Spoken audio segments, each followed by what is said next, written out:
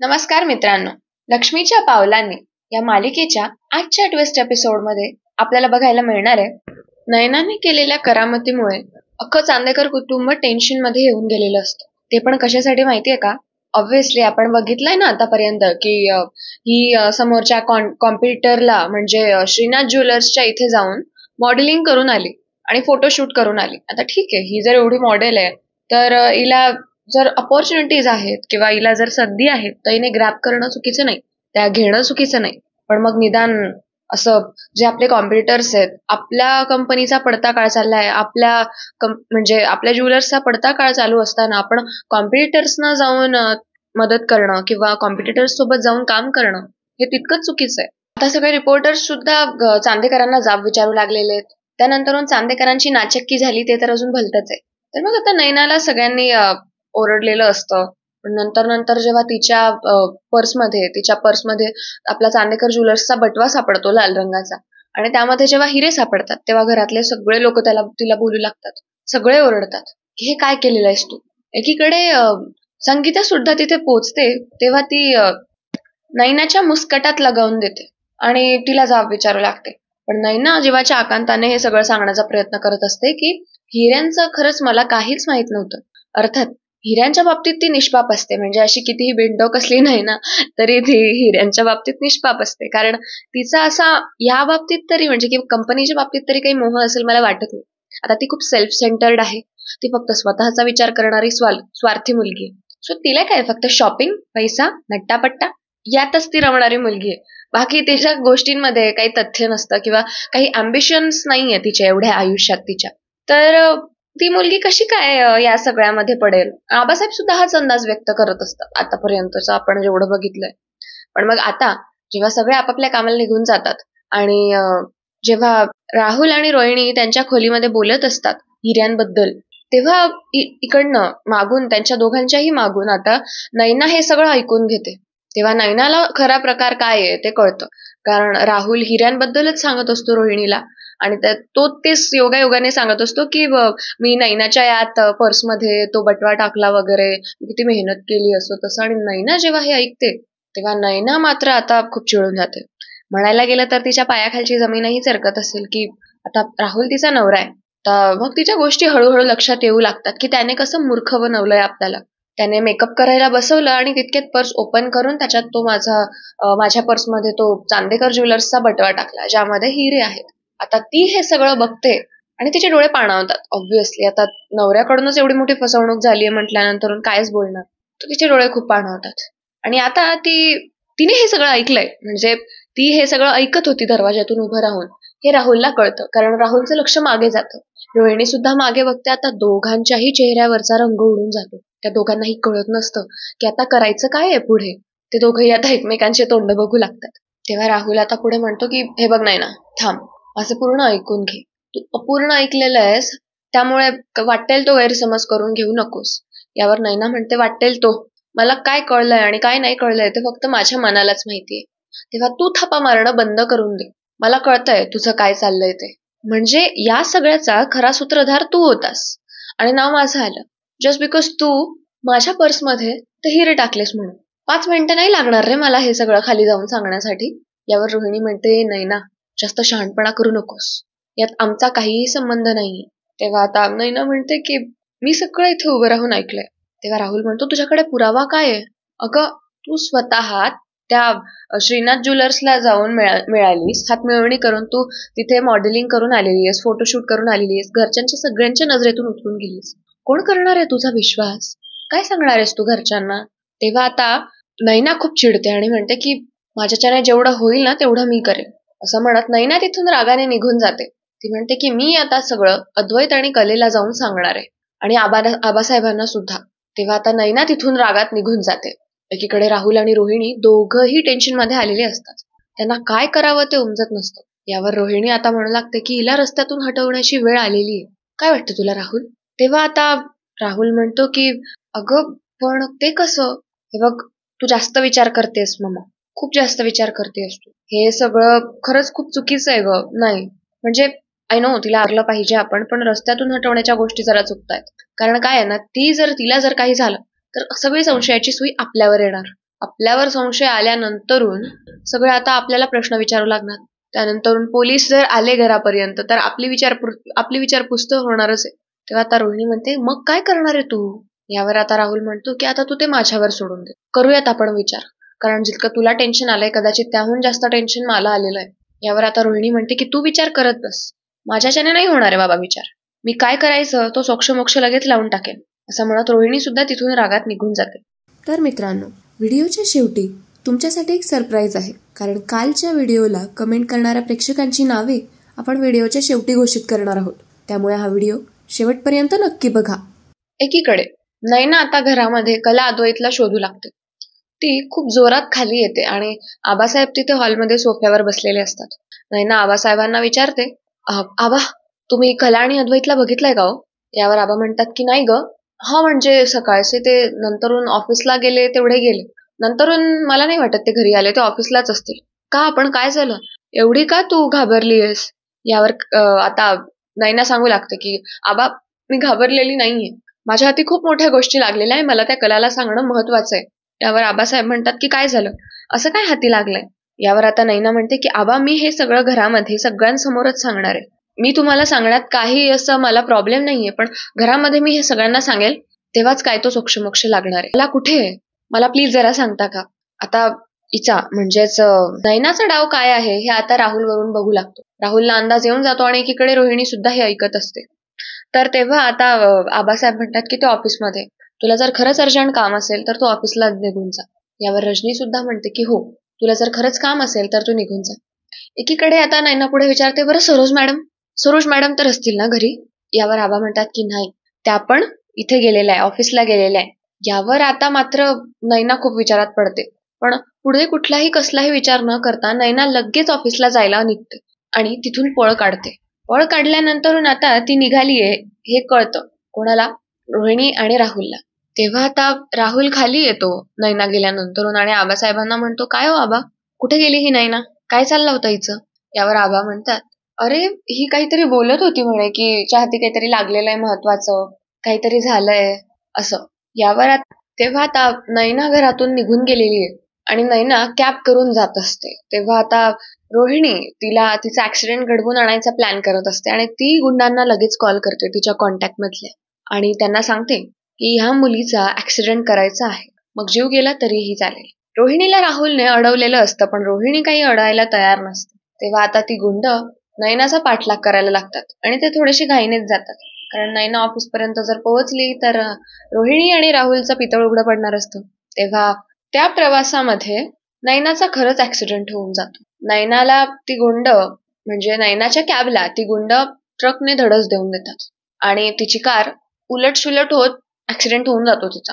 तर त्याच्यात ती खूप गंभीर जखमी होऊन जाते आणि आजूबाजूचे रहिवासी तिथे लगेच जमल्यामुळे त्या गुंडांना पुढे काहीच करता येत नाही. तो ट्रक लगेच तिथून निघून जातो. तिथले आजूबाजूचे लोक जमा होतात आणि नैनाला रितसर हॉस्पिटलमध्ये ऍडमिट करतात आणि तिच्या घरच्यांना कळवून देतात. घरी कळवल्यानंतरून सगळ्यात पहिला कॉल येतो तो म्हणजे कलेला. कलाला कॉल आल्यानंतरून कला म्हणजे ऑब्व्हियसली कला बिझी असते अद्वैतशी बोलण्यामध्ये. अद्वैतशी ती याच गोष्टींबद्दल बोलत असते की काय रे, काय असेल या सगळ्यामध्ये नैनाचाच हात असेल का, आपण जे पाहिलं ते खरं आहे का, कारण नैना आजपर्यंत कधी रडलेली नसते. तेव्हा कला म्हणते की नैना तर हिच्या डोळ्यात मी आजपर्यंत अश्रू बघितलेले नाहीये स्वतःला सिद्ध करण्यासाठी. तेव्हा कुठेतरी मला असंही वाटतं की हे सगळं तिच्यासोबत घडवून आणण्यात आलेलं आहे. तेव्हा अद्वैत म्हणतो की कोण घडवून आणणार आहे तुझ्यासोबत? मला नाही वाटत कला, मला नाही वाटत खरे की असं काही असणार आहे. इतक्यात कलाचा फोन वाजतो, एक अननोन नंबर असतो. तेव्हा कला म्हणते, चांदेकर एक मिनिट. कला फोन उचलते आणि तिच्या समोर एक धक्कादायक बातमी येते. कला खूप जास्त घाबरते आणि फोन ठेवून पोहोचतेच आहे असं सांगत फोन ठेवून देते. तेव्हा आता एकीकडे अद्वैत तिला म्हणतो, काय ग खरे, काय झालं? यावर आता ती अद्वैतला सगळं काही सांगू लागते. ती म्हणते की चांदेकर, नैनाचा ऍक्सिडेंट झालाय. यावर अद्वैत म्हणतो, काय, असं कसा ऍक्सिडेंट झाला? तेव्हा आता कला म्हणते की मला पण नाही माहिती, मला असं वाटतं की घरी एकदा आपण हे सगळं घरच्यांना कळवून द्यायला हवं. तेव्हा कला एकीकडे सरोजला सुद्धा ही गोष्ट कानावर घालते आणि संगीताला कला मुद्दाम सांगत नाही, कारण संगीता ऑलरेडी खूप चिंतेत पडेल, ऑलरेडी पडलेली असते आणि आता हे ऐकून तर पूर्णच आजारी पडून जाईल. तेव्हा आता अद्वैत म्हणतो की चल आपण ताबडतोब जायला निघूया. अद्वैत इतक्यात आबासाहेबांना सुद्धा फोन लावून सांगतो हिच्या म्हणजेच नैनाच्या ऍक्सिडेंट बद्दल. तेव्हा आबासाहेब म्हणतात, काय? अरे ती तर आता खूप मगाशी खूप घाबरलेली होती. मगाशी खूप काय माहिती तिला काहीतरी सांगायचं होतं. पण तिला अद्वैत, कला आणि सरोज याबद्दलच विचारलं तिने. ती म्हणाली की माझ्या हाती खूप मोठी गोष्ट लागलेली आहे, ज्याने सिद्ध होईल की मी निर्दोष आहे, असं ती काहीतरी सांगत होती. निर्दोष आहे वगैरे तर मला आता एवढं आठवत नाहीये, पण ती तुम्हाला खरंच शोधत होती खूपच, असं आबा आता अद्वैतला सांगत असतात. अद्वैत म्हणतो, काय? यावर आबा म्हणतात की हो, मीच तिला बोललो की ते दोघं ऑफिसमध्ये असतात, ऑफिसमध्येच असतील. जर तुला एकदमच अर्जंट बोलायचंय तर कॉल कर, नाहीतर सरळ तू तिथे जाऊन त्यांना भेट. यावर नैना मी जेव्हा हे सांगितलं तेव्हा लगेच ताबडतोब ऑफिसला यायला निघालेली होती. मग रस्त्यात तिचा ऍक्सिडेंट झाला, हे खूप डेंजर आहे. बरं आता कुठे आहे ती? तेव्हा अद्वैत म्हणतो की तिला आय थिंक हॉस्पिटलमध्ये ऍडमिट केलेलं आहे. आम्ही दोघं आता तिकडेच जातोय, खरेला आता कॉल आला. यावर आता कला विचारू लागते की काय झालं, काय सांगताय आबा? तेव्हा अद्वैत म्हणतो की आबा तुम्ही काळजी करू नका, आम्ही तिथे जाऊन येतो. तेव्हा आबा म्हणतात की पण त्या पोरीला तुम्हाला काहीतरी सांगायचं होतं. अचानक हा ऍक्सिडेंट झाला म्हणजे हे थोडंसं विचित्रच झालं नाही का? यावर अद्वैत म्हणतो की आबा थांबा, मी बघतो काय ते, तुम्हाला कॉल करून कळवतो. आबांच्या बाजूला बसलेली रजनी आबांना विचारू लागते की काय झालं आबा, एवढं घाबरला कशासाठी तुम्ही? यावर आबा आता सांगतात की अगं नैनाचा ऍक्सिडेंट झालाय. आता यावर रजनी म्हणते की आता तर ती घाईने गेली ना ऑफिसला, आता तर सगळं व्यवस्थित होतं, मग अचानक हा ऍक्सिडेंट? यावर आबा म्हणतात की आता काय चाललंय या घरामध्ये हे सगळं अंबाबाईलाच ठाऊक. तेव्हा रजनी म्हणते की आबा तुम्ही रूम मध्ये चला आणि आराम करा, तुम्ही टेन्शन घेऊ नका, कला अद्वैत जाताय ना तिथे? त्यावर आबा हो म्हणतात. अद्वैत आता कलाला सुद्धा या सगळ्या गोष्टी सांगतो ज्या आबांनी त्याला सांगितलेल्या असतात. अद्वैत म्हणतो की नैनाला इथे येण्यापूर्वी आपल्याला काहीतरी सांगायचं होतं, पण आपण ऑफिसला असल्यामुळे ती ऑफिसकडे येत होती. आबांनी जेव्हा तिला सांगितलं की तू सरळ ऑफिसला जा, तुला जर एकदमच अर्जंट काम असेल तर, त्यामुळे ती ऑफिसला यायला निघालेली होती आणि वाटेत तिचा ऍक्सिडेंट झालेला आहे. तिला आपल्याला काहीतरी सांगायचं होतं, तुला, मला आणि आईला. यावर कला आता खूप विचारात पडते. कला म्हणते की चांदेकर तुला हे सगळं थोडंसं संशयास्पद वाटत नाहीये का? कला आणि अद्वैत जेव्हा कारने हॉस्पिटलमध्ये जात असतात तेव्हा त्यांच्यात हा झालेला संवाद असतो. तेव्हा कला म्हणते की काय रे, तुला असं हे सगळं संशयास्पद वाटत नाहीये का? तेव्हा अद्वैत म्हणतो की हो, आवा म्हणाली ती खूप घाबरलेली होती आणि पुराव्यांबद्दल बोलत होती. मला फक्त कला, अद्वैत आणि सरोज मॅडमनाच भेटायचंय असं म्हणत होती. आणि हे सगळं पण मग घडवून कोण आणेल ग खरे? जर खरंच असं असेल काही, मग हे सगळं घडवून कोण आणतंय? तेव्हा कला आता खूप विचारात पडून जाते. पण नेहमीप्रमाणे कलेला डाऊट असतो राहुलवरच. कला मधून मधून राहुलवरच संशय घेते. कला पुढे काही बोलेल तोवर अद्वैतला कोणाचा तरी कॉल येतो. अद्वैत फोनवर बोलायला लागून जातो आणि एकीकडे कला विचारात पडून जाते. अद्वैतला दुसऱ्या कोणाचा नाही तर ऑफिस मधूनच एक कॉल आलेला असतो. अद्वैत कॉलवर बोलतोय तोवर कलाला तिच्या डोक्यात तिचे विचार खूप सतावत असतात. त्यामुळे अद्वैतचा कॉल झाल्यानंतर ती पुढे काही बोलेल तोवर अद्वैत म्हणतो आलोय आपण हॉस्पिटलला, चल आपण पटकन जाऊया. ते दोघंही आता घाईने हॉस्पिटलमध्ये जातात. आत शिरल्यानंतर ते आता नैनाचा रूम विचारतात आणि नैनाच्या रूम मध्ये जातात. बघतात तर नैनाला ऑक्सिजन मास्क लावलेला असतो. तेव्हा डॉक्टरांना आता ते नैनाच्या तब्येतीबद्दल विचारतात तर डॉक्टर म्हणतात की तिच्या डोक्याला जरा गंभीर दुखापत झालेली आहे. यावर कला म्हणते की डॉक्टर रिकव्हरीचे चान्सेस कधीपर्यंत आहे, म्हणजे किती वेळ लागेल? यावर डॉक्टर म्हणतात की साधारण त्यांना 8 तरी दिवस लागून जातील कमीत कमी, कारण त्यांची कार खूपच विचित्र अशा पद्धतीने पडलेली होती. मी असं ऐकलं की त्यांना भरधाव ट्रकने धडक दिलेली आहे आणि त्यांच्या डोक्याला मात्र मार लागलेला आहे. त्यांच्या डोक्यातून रक्तप्रवाह सुरुवातीला थांबत नव्हता आणि आता आम्ही जसं कंट्रोलमध्ये आणला तसं त्यांना ऑक्सिजन मास्क आम्हाला लावावं लागलं. तेव्हा कला म्हणते की शुद्ध कधीपर्यंत येईल? तेव्हा डॉक्टर विचारतात की तुम्ही यांचे कोण आहात? तेव्हा कला म्हणते मी कला चांदेकर आणि हा अद्वैत चांदेकर, मी तिची बहीण आहे. तेव्हा अद्वैत म्हणतो की हो, ती माझी मेवणी आहे. तेव्हा पुढे आता मला जेव्हा आता डॉक्टरांना हा प्रश्न विचारते की शुद्ध कधीपर्यंत येणार आहे, यावर डॉक्टर उत्तर देतात की ते आम्हालाही सांगता नाही येणार.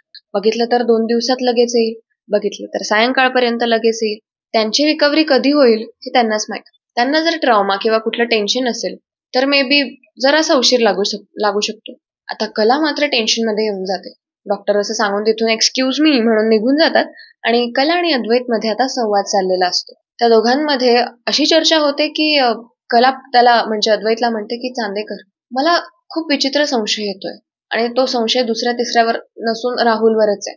माफ कर, तुला जरा मी स्पष्टच सांगतेय, तो तुझा भाऊ आहे मला कळतंय, पण अरे हे बघ, घरामध्ये आता उपस्थित तिथे कोणीच नाहीये. म्हणजे असून कोण? तू, मी आणि सरोज मॅडम आपण ऑफिसला, एकीकडे आबा आणि रजनी मॅडम, दुसरीकडे रोहिणी मॅडम आणि राहुल. एवढ्या लोकांमध्ये रजनी मॅडम तर कायम आबांसोबत असतात आबांच्या तब्येतीमुळे, आणि रोहिणी मॅडम त्यांच्या रूम मध्ये. शिवाय राहुल, उरतो राहुलच ना. आणि राहिला अनामिका आणि सोहमचा प्रश्न, तर ते सकाळीच बाहेर गेलेले आहेत कुठेतरी. सोहम सकाळीच निघून गेला होता आपलं ते सगळं झाल्यानंतरून, आणि अनामिका आपण येण्यापूर्वीच निघत होती. त्यामुळे घरामध्ये आता असतो तो फक्त राहुल आणि रोहिणी मॅडम, की जे काही करू शकतात. यावर अद्वैत म्हणतो की एक्झॅक्टली, डाऊट मला सुद्धा आता सेम येतोय. एकाएकी नैनाच्या हाती काहीतरी लागणं, नैनाने आपल्याला भेटायची इच्छा जतवणं, आबांनी तिला सांगणं की आपण ऑफिसमध्ये आहोत, ऑफिसमध्ये तिचं यायला निघणं आणि मध्येच तिचा ऍक्सिडेंट होणं, हे सगळं खूप लिंक्ड वाटतंय मला. त्यामुळे आता नैना शुद्धीवर आल्याशिवाय आपल्याला काहीही कळणार नाही. तेव्हा कला म्हणते की आता काय माहिती काय होणार आहे. पण नैनाताईला शुद्ध येत नाही तोवर आपण असं हातावर हात ठेवून बसू नाही शकत चांदेकर. आपल्याला शोध घेणं तितकंच महत्वाचं आहे. त्यावर चांदेकर म्हणतो की हो, घेऊयात आपण शोध, पण आता आधी इथे नैनाजवळ कोणाला तरी बोलवूयात. तेव्हा कला म्हणते की काही हरकत नाही, मी थांबते नैनाताईजवळ, तू घरी जाऊन ये. यावर अद्वैत म्हणतो की असं कसं, मी तुला एकटीला काही सोडणार नाही, आपण दोघंही इथे थांबू. तेव्हा ते दोघंही तिथे थांबून जातात. तेव्हा कला आणि अद्वैत दोघं सुद्धा आता हॉस्पिटलमध्ये थांबलेले असतात. एकीकडे कला मनोमन देवी आईला प्रार्थना करत असते, अंबाबाईला प्रार्थना करत असते की हे सगळं लवकरात लवकर मिटू देत आणि नयनाला लवकरात लवकर शुद्ध येऊन यामागचा खरा सूत्रधार कोण आहे हे आम्हाला कळू देत, कारण या सगळ्याने चांदेकरांचं नाव खूप खराब होतंय. तेव्हा ते दोघेही चिंतेत असतात. तिथे आता आबासाहेब सुद्धा येतात. आबासाहेब आल्यानंतरून ते आता कला अद्वैतला विचारपूस करतात आणि कला अद्वैत त्यांना धीर देतात. आबासाहेब म्हणतात की ते काहीही असो, पण हिला काहीतरी सांगायचं होतं. मी तिला बोललो होतो की तू मला सांग, आपण बोलू. तेव्हा ती म्हणाली होती, म्हणजे नैना म्हणाली होती की घरात सगळे असतील तेव्हा मी सगळ्यांसमोर एक वेळ हा विषय सांगेन, पण असं आबासाहेब तुम्हाला नाही सांगू शकत, तुमच्या तब्येतीचा प्रश्न आहे. तिने माझ्या तब्येतीचाही विचार केलेला होता आणि ती तुमच्या दोघांकडे यायला निघालेली होती, पण हा ऍक्सिडेंट असा अचानक कसा झाला ते मला कळतच नाहीये. आबासाहेबांचे हे शब्द ऐकून आता कला परत परत विचारात पडत असते. एकीकडे डॉक्टर म्हणतात की पेशंटची हालचाल जाणवते, तुम्हाला कोणाला बघायचं किंवा भेटायचं असेल तर तुम्ही भेटू शकता. कला मध्ये जाते आणि नैनाजवळ जाऊन बसते. इतक्यात नैनाला शुद्ध येते. नैना कलेला बघते आणि तिच्या तोंडाला ऑक्सिजन मास्क असतो, त्यामुळे तिला रडू येत असतं. तिची खूप अशी धांदल उडालेली असते आणि ती खूप तळमळून कलाला काही सांगण्याचा प्रयत्न करत असते. यावर कला म्हणते, नैनाताई अगं पॅनिक होऊ नकोस, शांत हो, तुला जे काही सांगायचंय त्यासाठी वेळ घे, शांत हो, घाई करू नकोस, तू जितकी पॅनिक होशील तितकी तुझी तब्येत जास्त ढासळेल. यावर नैना मात्र तिचं काही ऐकत नाही. नैना तिला खूप सांगण्याचा प्रयत्न करत असते. पाठोपाठ अद्वैत सुद्धा तिथे येतो. अद्वैत सुद्धा म्हणतो की नैना शांत हो, कसलीच घाई करू नकोस, थांब जरा, असं एवढं अर्जंट नाहीये तुझ्या तब्येतीपेक्षा. तरी सुद्धा नैना आता कलाचा हात ओढते आणि कलेच्या कानात सांगू लागते, तिचा ऑक्सिजन मास्क बाजूला करून. तेव्हा कला जे सगळं ऐकते त्यावर कला खूप थक्क होऊन जाते. कला म्हणते की हे सगळं तुला कसं कळलं? तेव्हा नैना आता पुन्हा सांगू लागते की हे सगळं मी माझ्या कानाने ऐकलं. तेव्हा नैना पुढे म्हणते की या सगळ्यात माझी सुद्धा फसवणूक झालेली आहे, राहुलने माझा विश्वासघात केलेला आहे. यावर कला आता हे सगळं ऐकते आणि खूप थक्क होते, तिला विश्वास बसत नाही. तेव्हा ती म्हणते की हे बघ नैनाताई, तू आता आराम कर, मी एक काम करते, मी तुझ्याजवळ आईला आणि काजलला बोलवून घेते, ठीक आहे? मी आता घरी जाते, मला घरी जाणं खूप जास्त महत्वाचं आहे. तू निर्दोष आहे हे मी सिद्ध करूनच राहीन. हे बघ, तू चुकलीस, मला मान्य आहे, तू ते फोटोशूट करून, म्हणजे श्रीनाथ ज्वेलर्स कडे ते फोटोशूट करून खूप मोठी चूक केली आहेस, पण हिऱ्यांच्या बाबतीत तू निर्दोष आहे हे मी सिद्ध करून दाखवेन सगळ्यांना, असं म्हणत नैनाला धीर देत कला आणि अद्वैत तिथून निघून जातात. कला फोन करून आपल्या आईला म्हणजे संगीताला आणि काजलला तिथे बोलवून घेते, घडलेला सगळा प्रकार सांगते आणि हॉस्पिटलमध्ये थांबायला लावते. यावर संगीता खूप घाबरून जाते, पण काजल तिला धीर देते आणि त्या दोघंही हॉस्पिटलला जाऊ लागतात. एकीकडे कला आणि अद्वैत संगीता तिथे पोहोचल्यानंतर घरी जाऊ लागतात. कला म्हणते की आई कसलीच काळजी करू नको, काही टेन्शन घेण्यासारखं नाहीये, फक्त डोक्याला दुखापत झालेली आहे. यावर संगीता तिला सांत्वन करणं खूप मुश्किल असतं, पण कला आणि काजल तिला कशा तरी सांभाळतात. यावर अद्वैत पण म्हणतो, मिसेस खरे तुम्ही स्वतःला सांभाळा, आम्हाला घरी जाणं महत्वाचं आहे म्हणून आम्ही तुम्हाला नैनाकडे देखरेखीसाठी बोलवून घेतलं. तेव्हा यावर संगीता म्हणते की हो तुम्ही जा. तेव्हा कला आणि अद्वैत घरी यायला निघतात. घरी आल्यानंतर आता ते सगळ्यात पहिले सरोजला भेटतात. सरोजला भेटून ते आबासाहेब आणि ते सगळे खाली जमू लागतात. राहुल आणि रोहिणीला काहीतरी संशय येतो, ते खूप घाबरून जातात आणि अद्वैत आता म्हणतो राहुलला की राहुल, नैनाचा ऍक्सिडेंट कसा काय झाला? यावर राहुल म्हणतो की अरे मला कसं माहिती असणार आहे दादा, ती काय माहिती कुठेतरी गेली. म्हणजे खाली जेव्हा आपलं भांडण झालं तिला घेऊन, त्यानंतरून ती कुठे गेली मी हे बघितलंच नाहीये. अरे, यावर कला म्हणते, हो का, किती खोटं बोलशील, किती खोटं बोलशील. यावर आबासाहेब आता म्हणतात, काय झालंय सुनबाई. तेव्हा आता राहुल आणि रोहिणीचा सगळा प्रकार, खरा चेहरा आता कला अख्ख्या कुटुंबियांना सांगते. तेव्हा सरोज म्हणते की कला, तुला हे कोणी सांगितलं. यावर आता कला बोलते की मला नैनाताईने हे सगळं सांगितलं. सरोज मॅडम, ती आपल्याला हेच सगळं सांगायला ऑफिसला तातडीने पळत पळत येत होती, पण तिचा मध्येच ऍक्सिडेंट झाला आणि तो ऍक्सिडेंट मला तरी वाटतंय की घडवून आणण्यात आलेला आहे, कारण एरवी असं कधीच होत नाही. नैना शॉपिंगला जाते तेव्हाच बरं तिचा ऍक्सिडेंट होत नाही, आताच बरा झाला. बरं ठीक आहे, त्या ऍक्सिडेंटचंही बाजूला राहू देत. खऱ्या हिऱ्यांची अफरातफरी करणारा राहुल होता, कारण नैनाचा आपल्या ऑफिसमध्ये यायचा काहीही संबंध येत नाही. नैना कधी ऑफिसमध्ये येत नाही, मग नैना ते हिरे घेईल एवढा वेळ कसा काय मिळणार आहे तिला. आणि ते हिरे आपण स्वतःहून घरी कधीच आणत नाही. आपल्या ऑफिशियल गोष्टी सगळ्या आपल्या ऑफिसमध्ये असतात. त्यानंतर आपण सीसीटीव्ही चेक केले, त्यात एकाही फुटेजमध्ये आपल्याला कुठलाही अननोन माणूस किंवा अपरिचित माणूस दिसत नाहीये. की असं असू शकतं ना की नैनाताई कोणाला तरी हे काम सांगेल आणि कोणी चोरी करून येईल किंवा स्टाफ मेंबर पैकी कोणी चोर असेल. आपला स्टाफ खूप विश्वासार्ह आहे, तेव्हा हे सगळं होणं इम्पॉसिबल आहे, अशक्य आहे. यावर सरोज सुद्धा विचार करू लागते. कला जेव्हा हे सगळे व्हॅलिड पॉइंट्स मांडते, तेव्हा आता रोहिणी तिचं तोफान चालू करते आणि म्हणते की हो हो, हे सगळं ऐकण्यासाठीच बाकी होतं. परत उठसूट ही मुलगी माझ्या मुलावर येत असते, तुम्हाला नकोय का आम्ही या घरामध्ये वगैरे. आता पुन्हा रोहिणी तेच तमाशे करू लागते. तेव्हा सरोज म्हणते की रोहिणी, आपली बाजू पडतीये म्हणून आता लगेच तू तुझंच लावून नको धरूस. तेव्हा रोहिणी म्हणते की अगं वहिनी, हे काय चालवलंय मग. आम्ही चांदेकर नाही आहोत म्हणून आम्हाला आता प्रत्येक वेळेस याची किंमत चुकवावी लागणार आहे का. ती नैना स्वतः चूक करून फरार होऊन गेली आणि त्यात ऍक्सिडेंट झाला तर तो सुद्धा आता तुम्हाला संशयास्पद वाटतोय. यावर सरोज आता रोहिणी जवळ जाते आणि रोहिणीच्या मुस्कटात लगावून देते. म्हणते की बस, किती खोटं बोलशील रोहिणी.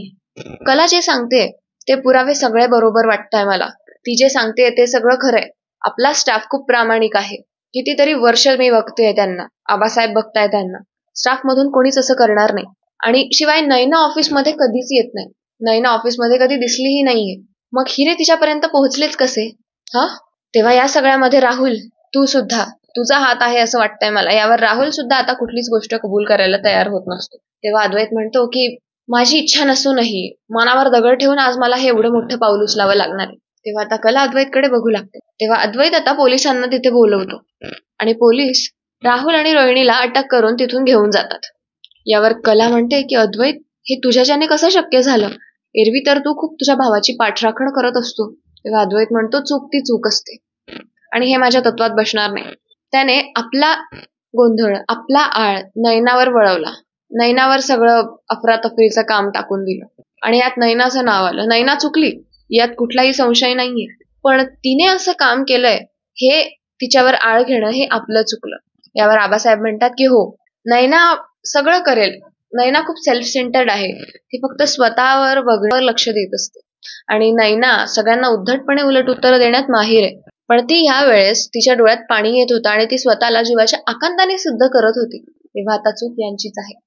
तेव्हा रोहिणीला आणि राहुलला पोलीस घेऊन जातात. रोहिणी आबासाहेबांना खूप रडून रडून सांगण्याचा प्रयत्न करते की डॅड प्लीज यांना सांगा, अहो मी तुमची मुलगी आहे, तुम्ही या बाहेरच्यांचं काय ऐकताय, काल आलेल्या मुलीचं. यावर आबासाहेब काहीच बोलत नाही आणि पोलीस रोहिणी आणि राहुलला घेऊन जातात. तर मित्रांनो, आजचा ट्विस्ट एपिसोड तुम्हाला कसा वाटला हे नक्की सांगा. तर मित्रांनो, आमच्या मागील व्हिडिओला तुमच्याकडून मिळालेल्या प्रेमासाठी खूप आभार. आज मी ज्या व्यक्तींचे नाव घेणार आहे त्यांनी आमच्या व्हिडिओला लाईक केलंय आणि अतिशय छान छान अशा कमेंट्स केलेल्या आहेत. तर आजचे आमचे खास व्हीवर्स ऑफ द डे आहेत सिद्धी कदम. आता या मॅमचं नाव तर रोजच असतं, म्हणजे यांच्या कमेंट्स रोज असतात, आपल्याला रोज बघायला मिळतात. तेव्हा सिद्धी, तुमच्या प्रेमासाठी खूप खूप धन्यवाद. ललिता हजारे, गजानन कदम, वासंती जोशी, शीतर वेल्हाड, प्राजक्ता कांबळी, भाग्यश्री चोरमाळे यांची सुद्धा कमेंट मी आता दुसऱ्यांदा वगैरे बघते. धनश्री काटे यांची सुद्धा रिपीट झाली आहे. अक्षदा मेकअप आर्टिस्ट, जितेंद्र जाधव, रेणुका राहते, सुवर्णा केदारी, वंदन धसके, चंदा कदम, श्री किचन यांची सुद्धा मी बऱ्याचदा कमेंट बघितलेली आहे. आणि माघारे जॉन, तुमच्यासारख्या प्रेक्षकांमुळेच आम्हाला नवीन नवीन छान छान व्हिडिओज बनवण्यासाठी प्रेरणा मिळते. जर तुमचं नाव देखील पुढच्या व्हिडिओमध्ये यावं असं वाटत असेल तर आमचा व्हिडिओ लाईक करा, कमेंट करा आणि अर्थातच चॅनलला सबस्क्राईब करायला विसरू नका. आपण लवकरच भेटू पुढच्या व्हिडिओमध्ये. तोपर्यंत धन्यवाद आणि जय महाराष्ट्र.